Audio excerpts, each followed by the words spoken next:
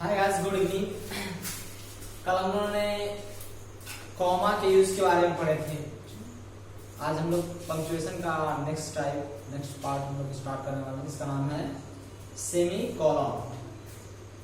Semi colon का प्रयोग हम लोग सबसे पहले जानते हैं कहाँ करते हैं कि जैसे आप फुल स्टॉप के लिए जितनी समय देते हो आप रुकते हो वहां पे, उससे कम और जो कॉमा देते हो उससे ज्यादा, दोनों के बीच वाले समय में आप समय देते हो। रुकते समय आप किसी वर्ड को पढ़ रहे हो, वहां पे आप रुक रहे हो फुल स्टॉप से कम समय देकर और सेमी कॉलन से ज्यादा समय देकर। इन दोनों के बीच वाला जो स्टॉपेज पॉइंट होता है, रुकने का समय होता है, लोग वहां पे क्या लगाते हैं, लोग सेमी कॉलन का प्रयोग करते हैं। सेमी कॉलन का प्रयोग मतलब कि फुल स्टॉप से कम रुकने वाला समय और कॉमा से ज्यादा रुकने वाला समय, इन दोनों के बीच वाला जो स्टॉपेज पॉइंट होता है, रुकने का समय जो होता है, वहां पर हम लोग सेमी कॉलन का प्रयोग करते हैं। चलिए हम लोग इसके बारी बारी से लोग सभी प्रयोग के बारे में जान लेते हैं।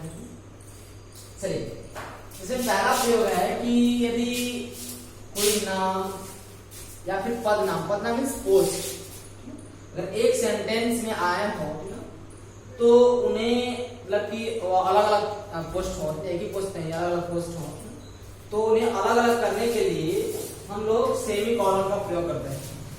पहला रूल ये है, हम लोग इसको एग्जाम्पल की तरह समझ लेते हैं। देखिए यहाँ लिखा हुआ है example, the nominated members R S Krishna. यहाँ कॉमा, जिसके आपको बताया कि हम कि अगर पोस्ट और नाम को अलग करने के लिए कॉमा लगाते हैं। यहाँ देखो नाम ये है, पोस्ट ये है, दोनों को अलग करने के लिए कॉमा लगाया गया। लेकिन यहाँ देखो सेमी कॉलन लगा है, सेमी कॉलन, यानी कि ये क्या कर रहा है, ये पोस्ट के बाद सेमी कॉलन का प्रयोग क्यों कर रहे हैं, क्योंकि आगे वाला देखो आप लोग के कृष्णा वाइस चेयरमैन, यानी आगे पोस्ट और नाम है तो उनको के कृष्णा वाइस चेयरमैन को एस कृष्णा चेयरमैन से अलग करने के लिए सेमी कॉलन का प्रयोग किया गया है। आगे भी है इसमें L Krishna secretary, L Krishna secretary, यानी कि आप देख सकते हो कि यहाँ पे आपको सेमी कॉलन का प्रयोग नहीं किया गया। क्यों? क्योंकि ये लास्ट है। लास्ट को आप किसी कॉमा भी बता रहे थे तो आप लास्ट वाले में क्या कर सकते हो कि एंड का प्रयोग करके आप वहां मतलब कि उसको अलग कर सकते हैं, एंड का प्रयोग करके ना।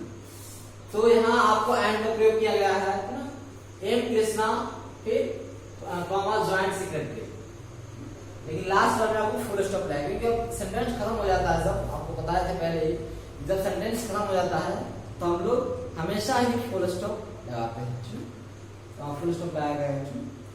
चलिए हम लोग नेक्स्ट यूज के बारे में पढ़ते हैं। इसके जब दो इंडिपेंडेंट क्लाउज के मध्य कोई कंजंक्शन नहीं आता है तो वहां सेमी कॉलन का उपयोग करते हैं। यहाँ आप देख सकते हो इंडिपेंडेंट क्लाउज क्या होता है कि जिसका मीनिंग खुद निकल रहा हो। वैसे क्लाउज जिसका मीनिंग खुद निकल रहा होता है उसे हम लोग बोलते हैं इंडिपेंडेंट क्लाउज। तो दो इंडिपेंडेंट क्लाउज के बीच में अगर कोई कंजंक्शन नहीं आता है तो उन दोनों को अलग करने के लिए सेमी कॉलन का प्रयोग करते हैं। देख सकते हो आप example, the hotel burn down, यहां सेमी कॉलन, यानी कि होटल जल गया। फिर it was the biggest hotel in the city, और यह पूरे शहर में सबसे बड़ा होटल था। यहां देखो यह सबसे बड़ा होटल था, दूसरा होटल जल गया, यानी कि दोनों सेंटेंस का मीनिंग निकल रहा है पूरी तरह से। होटल जल गया, यह होटल पूरे शहर में बड़ा था, तो दोनों का मीनिंग अपना अपना खुद का मीनिंग है, लेकिन यहाँ पे दोनों को जोड़ने के लिए कोई कंजंक्शन नहीं आया है। जब कोई कंजंक्शन नहीं आया है तो हम लोग क्या करेंगे कि सेमी कॉलन का प्रयोग कर देंगे। यहाँ देखो आप लोग सेमी कॉलन का प्रयोग किया गया, यहाँ पर देख सकते हो सेमी कॉलन का प्रयोग किया गया। आपको आगे है नेक्स्ट रूल कि जब दो इंडिपेंडेंट क्लाउज के बीच ऐसे कंजंक्शन आ जाए, कैसे conjunction, therefore, hence, henceforth, however, सब क्या है, कंजक्शन है। अगर ऐसे कंजक्शन आ जाते हैं तो इनके पहले हम लोग सेमी कॉलन का प्रयोग करते हैं और इनके बाद कॉमा का प्रयोग करते हैं। आपको मतलब पहले बता चुके हैं ना। तो आप देख सकते हो एग्जाम्पल, लेकिन मैं ऊपर लिखा है कोई कंजक्शन नहीं आता तब पर भी आप सेमी कॉलन का प्रयोग करेंगे। लेकिन जब कोई कंजक्शन आ जाता है, जैसे कि इस तरह conjunction, however, henceforth, hence, however, sorry, therefore, सो इस तरह से कंजक्शन आ जाते हैं सेंटेंस में, तो आप वहां क्या करोगे कि इन सब कंजक्शन के पहले सेमी कॉलन लगाओगे। यहाँ देखो, he was not well, so he could not attend the meeting. वह अच्छे नहीं थे, इस वजह से वह उन्होंने मीटिंग नहीं आया। यहाँ देखो सो कंजक्शन है और सो के बाद कॉमा लगाएगा। आपको बता चुके हैं अगर कोई कंजक्शन आता है उसके बाद हम लोग क्या लगाते हैं, कॉमा लगाते हैं। तो यहाँ देखो कि इस तरह से कंजक्शन आते हैं, एंड बट सब कंजक्शन है तो वहां हम लोग कॉमा नहीं लगाते हैं। अगर इस तरह कंजक्शन आएगा therefore, hence, so, however, तो सब कंजक्शन जब आएगा हम लोग कॉमा लगाते हैं। लेकिन इसके पहले हम लोग का सेमी कॉलन हो जाता है। देखो आप लोग सेमी कॉलन लगा हुआ है, यहाँ सेमी कॉलन लगा हुआ है।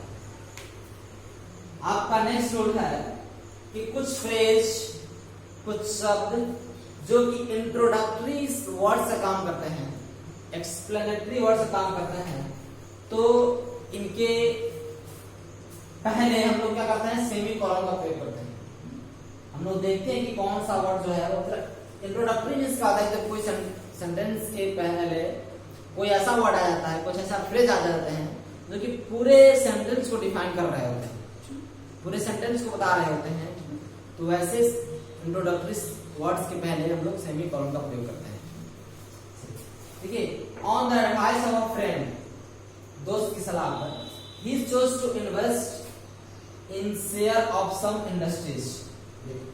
ये क्या कर रहा है, पूरे सेंटेंस को बता रहा है कि इन्वेस्ट कर रहा है कुछ इंडस्ट्रीज में। यहाँ पे देखो सेमी कॉलन का प्रयोग, जैसे ही वो पूरे सेंटेंस को बताएगा, कोई फ्रेज पूरे सेंटेंस को जब बताएगा उसके पहले हम लोग सेमी कॉलन का प्रयोग करते हैं। यहाँ सेमी कॉलन का प्रयोग किया गया है। इसके बाद that is steel, IT and petro products. इससे क्या है, कंपनी का नाम है steel, IT and petro products company का नाम है। तो लकी यहाँ देखो आप ये जो लाइन है, ये जो फ्रेज है वो पूरे सेंटेंस को बता रहा है, इस वजह से हम लोग इसके बाद सेमी कॉलन का प्रयोग किए। ओके ओके, चलिए हम लोग नेक्स्ट देखते हैं। नेक्स्ट पंक्चुएशन मार्क है कोलॉन। कोलॉन आप देख रहे हो तो कैसा मतलब कि रूप होता है कि दो बिंदु आप एक ही वर्टिकल में लिख देते हो तो क्या होता है, कोलॉन हो जाता है। हम लोग कोलॉन का प्रयोग बारी बारी से देख लेते हैं। चलिए, कोलॉन का प्रयोग किसी उदाहरण या सूची को शुरू करने के लिए होता है। जैसे आप एग्जाम्पल लिख रहे होते हो तो एग्जाम्पल ई अक्ष लिखने के बाद आप दो बिंदु देते हो ना जी, उसी को बोला जाता है कोलॉन।